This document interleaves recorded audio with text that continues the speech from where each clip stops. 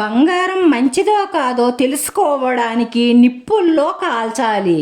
భార్య ఎలాంటిదో తెలుసుకోవాలి అంటే దరిద్ర పరిస్థితులలోనే గమనించండి. ఎందుకంటే ఐశ్వర్యంలో ఉన్నప్పుడు అందరూ బాగానే ఉంటారు. భర్తని పేదరికం చుట్టుముట్టినప్పుడు సపోర్టుగా నిలుస్తుందా లేదా వేళన చేసి వెళ్ళిపోతుందా అన్నది గమనించండి.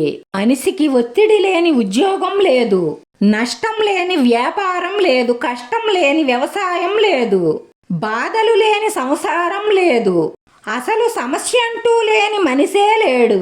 వీటన్నిటినీ జయిస్తేనే జీవితం.